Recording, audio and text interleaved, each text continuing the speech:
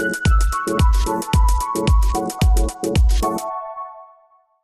long time ago, I worked in a restaurant, and one of the older guys, he always used to make this joke about people when they order dessert and that sort of thing.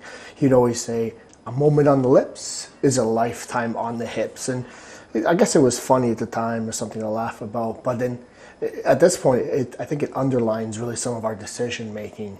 Like, it could be true that if we regularly have these sort of indulgence moments, one, it's no longer an indulgence. It's actually something part of your lifestyle, part of your habits. And two, it actually might be replacing the effect of having a dessert. Like, the dessert should be a treat. And I've always said be snobby about your treat, so have something you'll enjoy. But it shouldn't be something you have all the time. It's not a daily treat in most cases. Now, if you are able to maneuver within your calories and fit it and still hit your targets, I think all the power to you. I don't think there's anything wrong with that. But I think for the most people that is of concern to, they don't want to have a lifetime on the hips, as it's called. So I think what they need to do, or what you need to do, is to pay attention, put some space between wanting to have that thing and actually deciding to have it, and then actually having it. I think that you have to really assess, does it actually fit in my goal? Is this something that is a rarity? Do I have it once a week? Do I have it a few times a week? Do I have it every day? How does this fit in the grand scheme? Because of course it might taste good, it might feel good at the moment. It might actually make you feel better for whatever reason that you're not feeling well. But it's not something that you'll enjoy having to work off in the long run. Now, let me caveat that. I don't want you always worried about how much this is going to cost me when you eat stuff.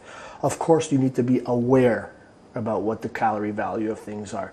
Of course, I want you to live your life, so I want you actually to indulge if, at some point in the week or during the day. But if at this point your concern is changing your body composition, and you're continually still treating yourself, you're continually having something a little bit here, a little bit there, it's no longer a treat. It's part of your meal. It's like saying breakfast is a treat. Breakfast isn't a treat. But again, you need to ask yourself the next time you're about to indulge in something, is this worth it? Does it fit in my target? Does it fit in my goals? Does this line up with what I want? And if you still like it, you still want it in spite of all that, then absolutely have it. It fits in your 80-20. We've talked about that. But more importantly, do you want to have it a moment on your lips and actually a lifetime on the hips? It's a catchy phrase, I know, maybe a little bit cliche, but because it's so catchy, it's something to keep in mind. And the next time you're about to have something, you can start to think about, is this actually worth it? Does it fit my goal? Am I going over my calorie allotment and I'm not caring because I really want this thing? I think there is some power in considering, the lifetime ramifications about having something.